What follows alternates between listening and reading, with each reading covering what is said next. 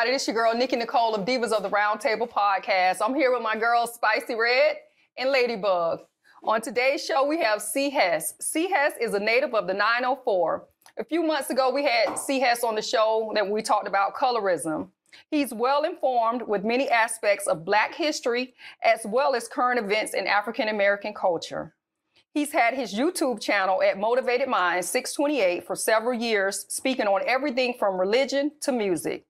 Because of his love and diversity for music, we asked him to be on today's show about Murda Muzik, beats, bars, and lyrics. Should today's youth die behind words? Without further ado, welcome to the show, Mr. Hess. All right. Glad to have you again. Well, yes. back. All right. Glad to have you back on the show. So, before we get started on today's show, we as a collective would like to make a disclaimer. We want to say that in no way, shape, or form are we trying to single out any one person or group of people that's making music and is out on the scene today. We are simply talking about rap music and all its subgenres and how the beef has gone from battling on wax to being fought out in our city streets. Mm-hmm. So with that being said, let's get today's show started, you guys. All right. All right. So Mr. Hess, we have talked about music, rap music, and you have given me a lot to go on about this show, you know, researching and stuff about this show. So you shared with me several videos, and in those videos, and during my research, that's when I discovered that drill music actually originated in Chicago. So we're going to say it originated when? Around 2010. Around 2010. Yeah. Okay, so you introduced me to an artist named Pac-Man, and he was credited as being the first drill artist coming out of Chicago. Well, first drill artist, period, I guess. He was basically he was credited with being the first person to use the term drill. Use the term drill, okay. Okay. If you listen to that song, it's called "It's a Drill." Mm-hmm. What music is now, mm-hmm. It wasn't nothing like that. You know what I'm saying? So, if you listen to the song, he keeps talking. He's talking to a female, and he keeps saying it's a drill. Okay. And when asked, well, what does drill mean? Mm-hmm. Basically they're saying it can mean anything. Mm-hmm. Okay. But I know King Louis, who really is credited with the father of drill, the first drill artist. Okay. King Louis, he said, well, the drill can mean anything. Mm-hmm. So what they took it to mean, as far as the gang stuff and the killing and all that, that's not what it started off as. Okay. Right. So I also read too, like King Louis and like we said, Pac-Man and some of those guys, they were doing drill in Chicago back in the day. But Chief Keef is the one that kind of like took it internationally mainstream to where people all over was kind of getting into that form of rap. Right. With Chief Keef being on the scene, Chief Keef is one of the few guys that kind of, I guess we're going to say, made it out alive, because drill has taken a lot of those artists, man, a lot of those boys from Chicago and other places as well. We'll get into that. But right now, speaking on Chicago, a lot of those artists is no longer with us. They're either dead or in jail. Mm-hmm. Why do you think that it has gone from, I asked the question, was it studio beef that went into the streets or street beef that went into the studio? So it was street stuff that went to the studio, because what you have to understand about what they call drill music. Drill music is nothing more than another form of gangster rap. Mm-hmm. That's all it is, right? So back when we was growing up, you had your NWAs, Ice Cube, Ice-T, Schoolie D's, and all that stuff. Right. So it was like in Chicago, it started with gangs. Okay. You start peeling the onion back, which you realize is really between a couple different sets, but mainly the GDs, your gangster disciples, and your BDs, which is your black disciples, right? Okay. So really, that's what it started off as, right? So when you start talking, let's say King Louis was the one that kind of elevated it, even though in his music he wasn't as direct as some of these kids are now. Okay. So he was talking about it, but he really wasn't talking about it, nor did he talk about any type of gang affiliation. Okay. So you mentioned Chief Keef. What happened was Chief Keef was the one that blew it up, because you had a lot of artists. You had, like, L.A. Capone is one of my favorite artists from Chicago, right? Yeah. Then you had people like E-Day, C-Day, Rondo Number 9, and a couple others. Mm-hmm. But Chief Keef was the one that caught fire nationwide with like a song like Love Sosa. Yes. Right? Okay, so everybody knew about that. Yes. So when he did this song called 300, because nobody's really paying attention to the quote unquote drill music. Okay. We knew about Twister, right? Right. And some of the other artists back then. Right. But nobody's really paying attention to that music unless you just follow music. Okay. Chief Keef did this song, in my opinion, that's 300, and then he had this song called Off Tuka, right? Okay. That's when everybody started kind of taking notice. But what made was them beats, right? It's something about them beats and drill music that when you listen to like the melody, to me, it's almost like, it's kind of like eerie, but it's kind of like hypnotizing, right? Okay. And that's how you know a drill beat. It's kind of like, you remember when Lil Jon was doing like crunk music? Yes. Okay, so it's kind of like crunk music had its own distinct sound. Yes. Bass music that we grew up on Have its own unique has its sound. own distinct sound, right? Yeah. Drill music is a spinoff of trap music. Okay. But when you listen to it and you hear them beats, it's like it's almost hypnotizing. Okay. So that's what caused it to catch fire. But that song Off Tuka, what he was talking about was Tuka was a 16-year-old kid that got murdered at the bus. He was 15. They got murdered at the bus stop. They put that right in the music. So that's what kind of blew it up. Wow. Okay. Okay. Wow. And I think in today's society, with our youth today, or the young kids who are making the music today, it's an outlet. They're creative. They're expressing themselves. But then some of them, it's a way to get clout, promote violence, talk about illegal activities, to diss others. So that's their way to express themselves instead of, when we had a problem, we had a beef. What do? We had a conversation. And we talked about it. Today, they don't have these conversations. They go to the music and they diss each other. Yeah. They diss each other, mama, family, talking about how they're going to come get you, your family. So it really causes beef where we could have just communicated and had conversations and talked to each other. We don't conversate like how we used to. So their conversation is going to the studio and I'm going to make this diss record and it's going to be offensive and disrespectful in the most disrespectful way. But the issue with that too is this. There's always been this. Of course. LL Cool J, of course. Yeah. Right, Ice Cube and WX. Yeah. However, when we talk about this music today, it ain't only dissing, but when you start talking about murders that happen in the streets. Yeah. Right? Yeah. And you put it in the music. Yeah. And it's detailed, right? Yeah. See, that's where the problem comes in. You know what I'm saying? Incriminating themselves. It's crazy. But who is the person recording this? I'd be like, pause. Hey, I don't think you need to say this. Yes. Pause. I don't think you need to did you realize all of the stuff that you just put in this music? Well, it's one or two things with that, Ladybug. One or two things. Either the people that's recording it is down with the same type of activity, or they're just there to get the money. They're there to make $1. So probably there to get $1. So here's the question about that, right? So you're saying who's recording?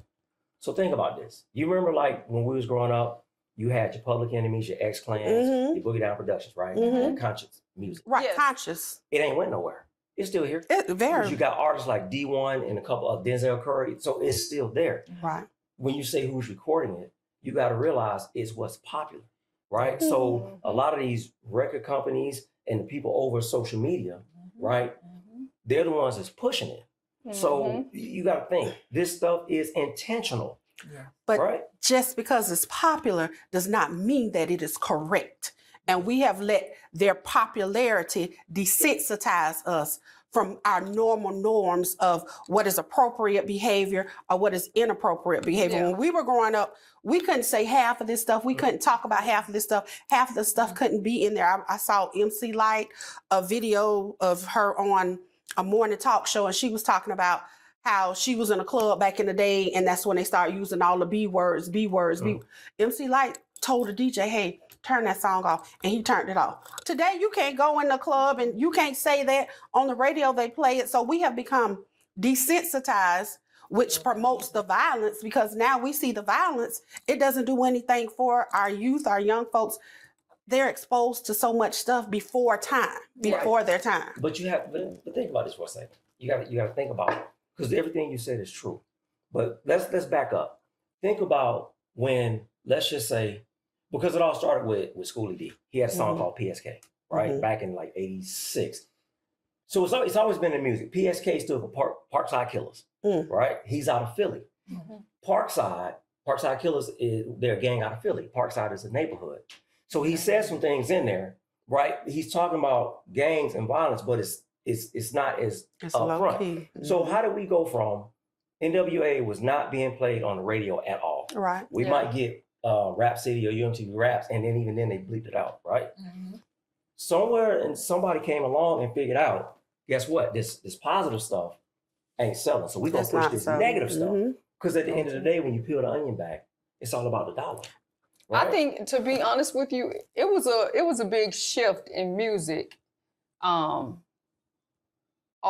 genres with 2 Live Crew when they took it to the Supreme Court. You know, the censorship and everything like that. So once you have that censorship removed and people could say what they want to say, it was just like free reign. The devil was very busy, you know, and it was, like you said, we talked about, you know, Boogie Down Productions and people like that who was, you know, Public Enemy, Public Enemy was like a militant type of, you know, that's the persona they gave. But what he was saying, what Chuck D was saying was correct, you know, and it was positive stuff. So, and then you had people like females like Queen Latifah, you know, coming out, Miss you know, Melody, Miss Melody, you had all of these women who was on some different type of time. I was listening to Master P and Mia X was on there rapping. And I was listening to I was actually listening to what she was saying. And it was never one time she talked about her vagina or this or that. She didn't have to. She was talking about so many other things, but in this society and culture that we're in, people feed off of that. Like we said, they feed off the drama. And the public wants that. They want that drama. Yeah. You know, Hess' son is a rapper. Mm-hmm. And I hate to use after we had A-Train on and he was talking about clean, and he's not he's a comedian. Mm-hmm. But he's a comedian that's standing in his truth. He don't curse, he don't drink, he don't do all that stuff. And Hess' son is what I would call a clean rapper. Mm-hmm. And he is talented. Like, I've heard his music. I'm trying to he gave us permission to use some of his music with our clips, you know, when we get ready to do little videos and stuff. And, but he's not banging like these other dudes because he's not talking about banging. You know what I'm saying? He's not talking about killing it. He's not talking about calling females out their name. You know, he's not doing all of this stuff, but that's what, like we were saying, his son isn't popular because society. Or the public wants all of this negativity. They love the drama. They love the drama. They love that. And like I told, when me and my son was talking about Chicago and, you know, some of the stuff locally, because let's come on down. We was in Chicago. Let's bring it on down south. We got things going on. What you say, Tennessee? Oh, man. Tennessee has a big drill scene. Atlanta, Detroit. Man, it's every matter of fact. And Jacksonville. It's even out of the United States. It's in the UK. Yep, I read something about UK. But have you ever heard any type of violence in UK? Yes. This music is globally, and the violence is globally. So here's the difference, though. Like when you talk about UK drill. Matter of fact, New York is another one, right? Mm-hmm. So when you start talking about UK drill, right? It's not. It's violent. But they don't shoot them up, bang, bang, right? Because they don't have the guns over there. Mm-hmm. When you start peeling the onion back on that, they stabbing jokers. They got kids that were stabbed over there behind music. Right?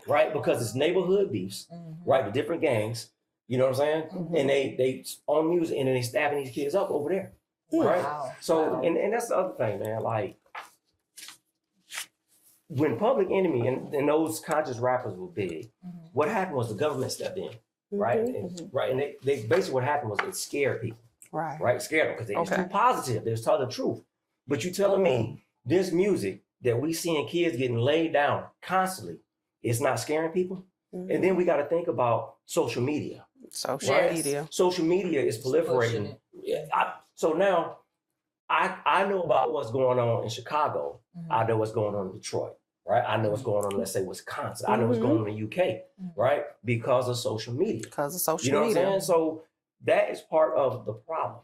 And the fans, right, keep it going. But I think that says something about us as people. We like the drama. We like drama. And like Ladybug was saying, we're desensitized because you got like the Grand Theft Auto, the games. You know, the people being able to rob and snatch you up out of a car, and we're seeing things now on regular TV that in our lifetime as when we were children that we would have never saw. And, you know, it's the time we living in, but it's got to be something to kind of, we got to be able to do something as a community, as a society, as a people to kind of pull it back, to try to save our youth and bring fun back to it. Like, you know, I was telling C. Hess, I said, music is supposed to uplift people. It is. It's supposed to make you feel good. It is. It's supposed to, you know, be positive in your life. And I told him, I said, back in tribal day, you know, when you had tribes had war chants and music that they played to prepare for war. They played those music, you know, those drums, and, you know, they had all that stuff going, and they got their warriors ready for war. Right. But they didn't play that all the time. They didn't play that particular type of drum rhythm and everything all the time because that was the war chant. Our children are listening to war chants all day long. Every day. All day long, they're ready for war. They don't know when to calm it down. Put it down. It's entertainment. They don't know when to come out of character. Come out of character. They don't know when to come. So this is like, if y'all think about this, let's talk about Ice Cube and Snoop Dogg, right? Ice Cube start off as this gangster rapper. Half of NWA stuff Ice Cube wrote. Right. A majority of it. But what people don't know is that Ice Cube was educated. Yep. Ice Cube didn't live any of the stuff that he was talking about. He came into character, did what he did, and got out of character. We talking this gangster rapper, same thing with Snoop, right? How is it that Ice Cube ended up producing, he went from Friday to Are We There Yet? Yeah. Right? Snoop, when the last time you seen Snoop on TV? What was he doing? At the Olympics. At the Olympics. You see what he was doing? And they say he got paid every single day. They said he made good money. So they went from shoot 'em up, bang, bang, kill, kill, kill. They came out of character, went home to their wives. Them dudes been married forever. Yes. The problem is these kids now, they don't ever come out of character. Exactly. Right? When you go to some of these, you can YouTube some of these funerals. Like, and I'm gonna use Nipsey Hussle, for example. The streets was talking about Nipsey Hussle. His family was talking about Irmis. Oftentimes, who the streets is talking about, and who the family's talking about, two different things. Two totally different people. Two different but things. These kids can never come out of character. When you hear, I heard an interview with Yellow Beezy. I was listening to it last week going to work, and he was talking about the night he got shot. When she survived, he was leaving the club and he was running stoplights, running stop signs, right? And he said, because if the car behind me and they run this stop sign, they follow me. But what kind of way is that to live? Right. Yeah. If I can't go from this side of town, I can't leave my neighborhood, or I can't go from over here to the beach, right? Without what kind of way is that to live? These kids don't ever come out of character. They never. And what we have to realize is some of the great rappers were educated, some of them were not. It was a TikTok video that showed educated rappers with high GPAs versus uneducated rappers.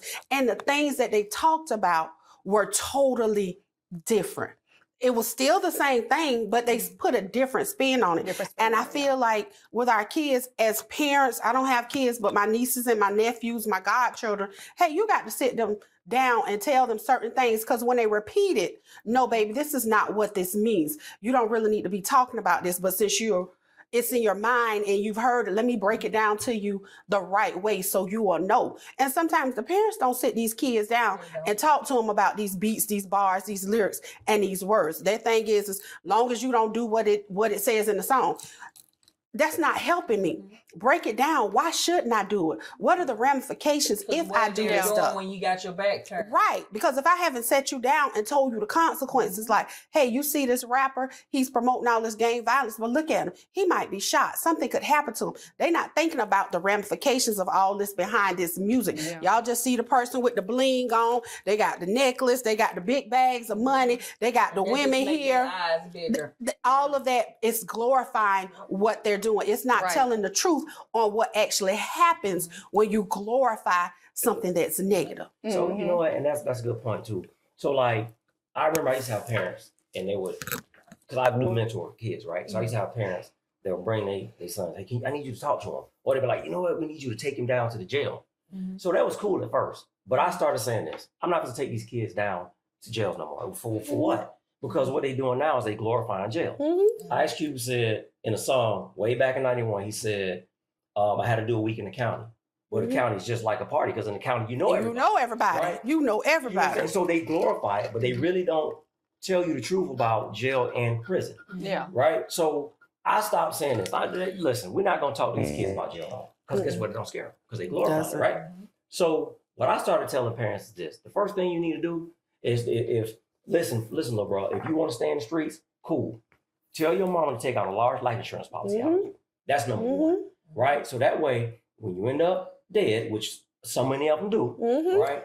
Your mom and them, your people can bury you and she can go buy a house, right? I keep saying mama because I know some dads involved, but we see a lot of mamas. Yeah. Then the other thing I tell them is this. Listen, mama, go take little Mookie down here to the mortuary.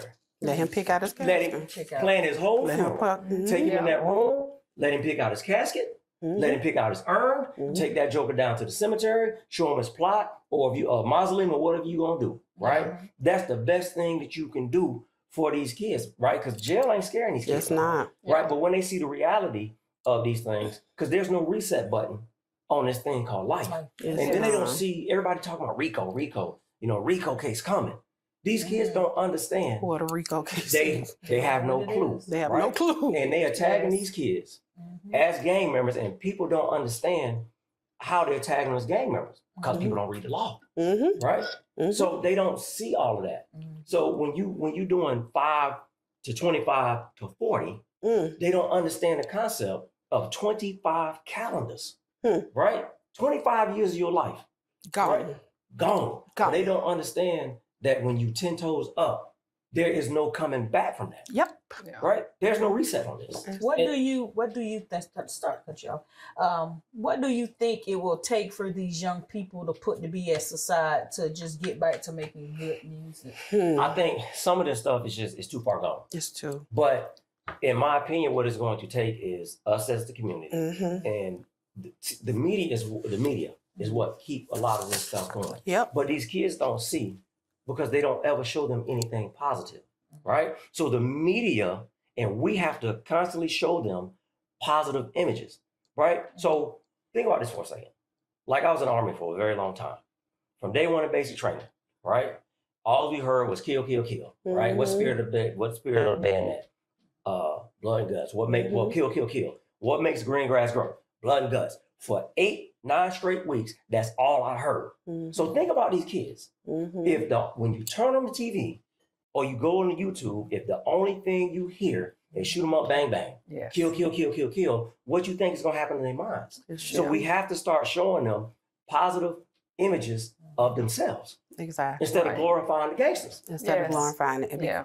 Because it takes so many negative, it takes so many positives to reverse those. I think it's like 15 to 20 positives. And we're not giving our children a fair chance because they see this negativity in the video games.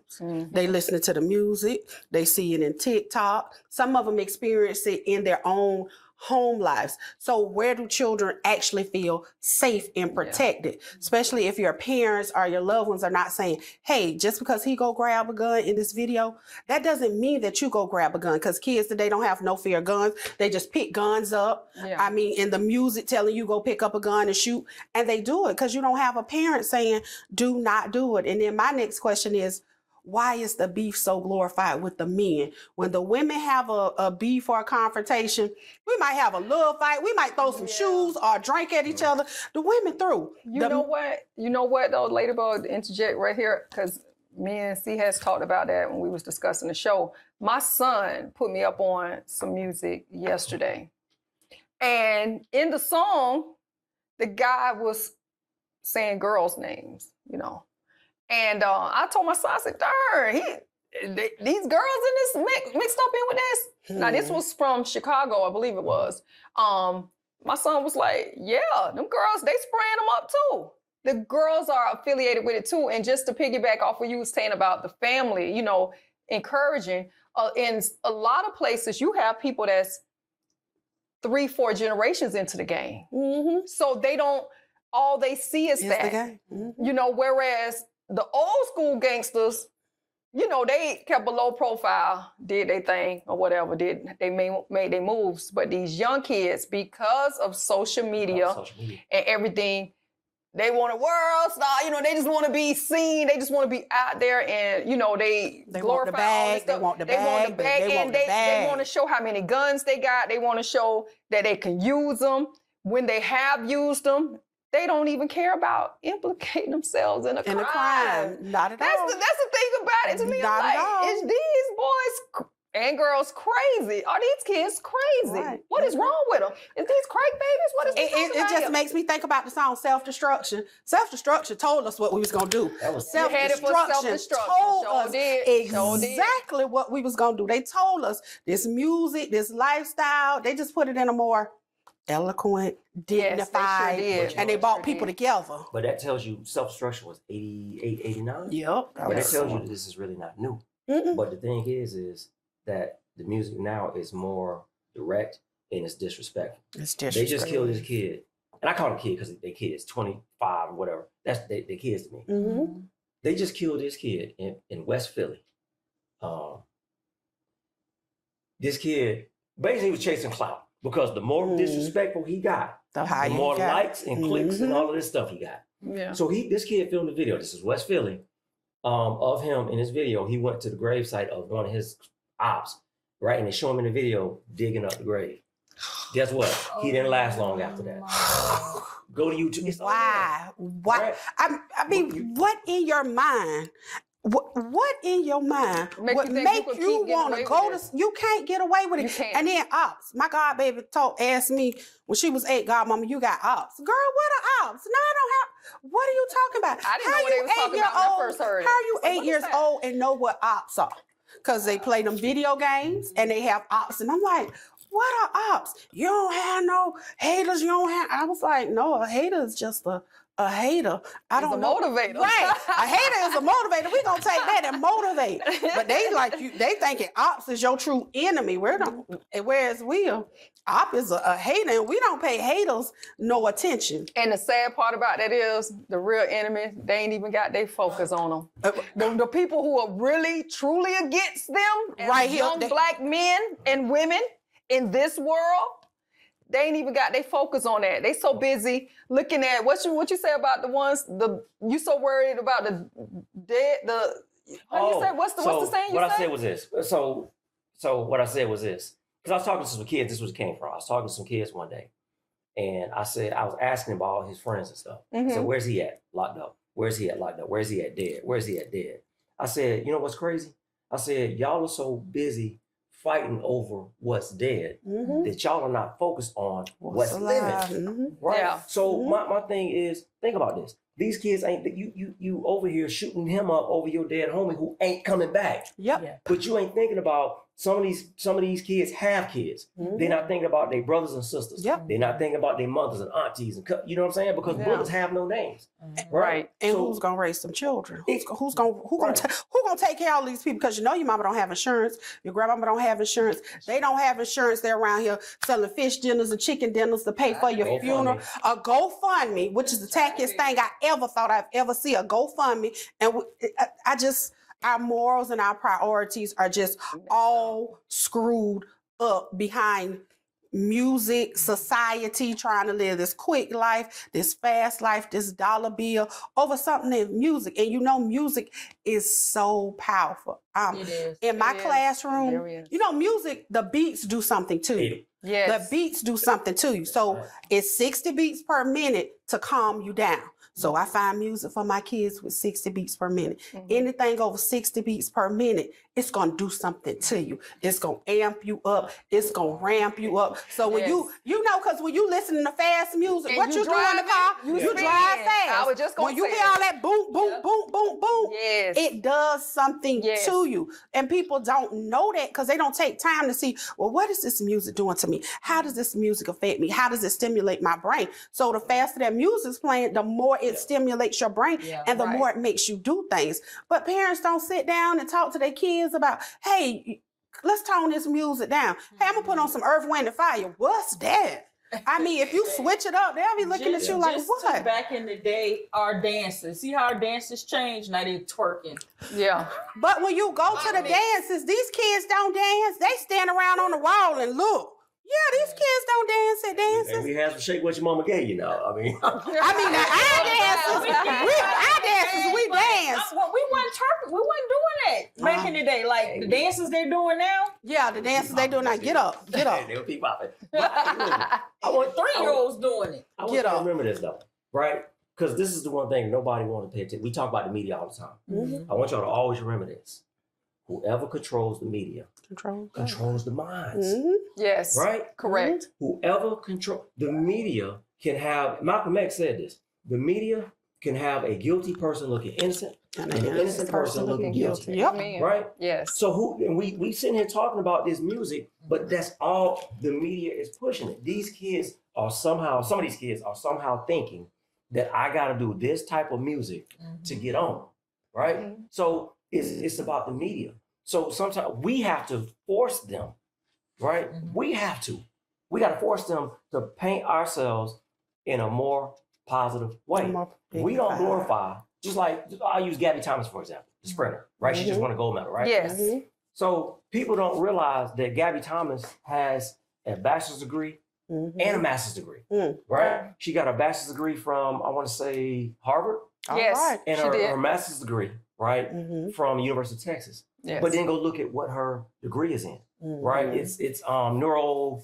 It's something. I want to say like neurobiology or something like that, right? But guess what? They don't publicize that. They don't advertise the positivity in what we do. Yeah. You understand what I'm saying? So it's like I told my son, you're positive. I said, but ain't nobody paying attention to your music. I said, let's say we get Mr. Michael Leander, I said, we get them to come to my mama's neighborhood, go down by the railroad tracks. You clean, but you start talking, shoot them up, bang, bang, kill, kill, kill. We take a few of these guns out of the cabinet and put them in a video. I said, I guarantee you, in about 2 months, you're going to have over 100,000 views. Yep. Yeah.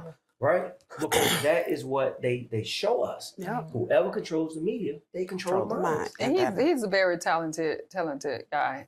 Your son, he makes really good music. I mean, I would let my kids listen to it. And that's what I told him. I said, he just got to find that community that supports that type of stuff. Those parents and teachers, church members, anybody can listen to his music. It's good music, you know? And I just wish it was more of that. And like when me and C. Hess was talking, getting ready for the show, and I told him, I said, man, it's so crazy out here. Will Smith would have never made it nowadays. Oh, no. He would have never made it. Oh, no. Fresh Prince, the rapper, he would have never made it nowadays. It's a lot of people that would have never made it because what you're talking about, it's not important. It's not popping. You're not going to get no clout for this. You know, just think about it. Back in the day when they made videos, the videos match the song. Yeah. Today, all the videos, everybody riding around in cars. They got the guns and the bottles. And you just showing how much money you got, how much bling you got. That's all you're doing right now. Okay. So we just need to find a way to be productive and positive and help our kids and let them know this music and these beats is not your life. All right, well, we're coming to the end of the show, you guys. This was a good show. It was a good topic. It was good. And as you all know, when we get ready to end the show, we do an end with 10. So we have 10 new questions to ask you this time. You ready? You're ready. Get ready. Okay, Ladybug, start us off. All right. Where do you see yourself in 5 years? You know what? I still see myself mentoring. Okay. Right? I still see myself working in the community for these kids. That's great. What would you tell your 25-year-old C.S.? You know, just keep doing what you're doing. All right? Don't change a thing and don't let anybody dictate to you who you are. Always be you. Be true to yourself. Amen to that. Tell us something about you that we don't know. As a kid, I always my whole goal in life was to be a police officer. Oh, okay. That's what I wanted to do as a kid. All right. And that was so I could help my community. Oh, that's good. Spicy. Okay. Water ski or snow ski? Water ski. Had to think about it. Yeah, I did. You're gifted $1 million. What are you going to do first? First thing I'm gonna do is I'm gonna give something to my dad for the church. Oh, right? I'm gonna donate some to the community, and then the rest of it I'll give out between my family members. If you could binge watch one TV show, what show would it be? Man, it'll be some documentary. right? Because I love documentaries. Okay. So, yeah, it'd be some documentary. Okay. So you are ex-military, as you stated. Would you rather be a recruiter or a drill sergeant, and why? I would go back and be a drill sergeant for the rest of my life before I went back and been a recruiter for one day. Oh, wow. Okay. Because it's just like, as a drill sergeant, you get to shape minds of really young people. You know what I'm saying? So that's what I like, and I'm high energy, and it's always go, go, go, go. And you look at my face lighting up, right? Yeah. So I'd rather be a drill, I'd be a drill sergeant for the rest of my life. Okay. Okay, what has been your greatest achievement thus far? For me, it is with my kids, right? So I always say I'll say 4 boys, right? Because my stepson. So 3 of them, they're adults. They all graduated high school. Okay. They all got college degrees, and they have never been in any trouble. Amen. Nice. That's great. Okay. A nice scenic motorcycle ride on a windy road, or a straight shot on the Autobahn in Germany? Man, I'm taking that windy road. Okay. Okay, and what do you like to do in your free time? I read a lot. Mainly about Black history, about us. And I really watch a lot of documentaries about us on Black history. Okay, nice. So there you have it, folks. You can catch C. Hess on his YouTube channel, Motivated Mind 628. And he's always doing stuff positive for the Black community and for everybody. I think all of this knowledge is not just a Black thing, it's for everybody. Right. And so we want to thank you all for tuning in today. Don't forget, if you get that call from school telling you're going to pick up your bad behind kids, think of our girl, Ladybug. She's been a teacher now 27 years. If you're on the highways and byways of the good old United States and you pass that FedEx truck, give a special horn blow for my girl, Spicy Red. And if you're thinking about anything with love, peace, and prosperity, please think of me. Thank y'all for tuning in. Be blessed. All right.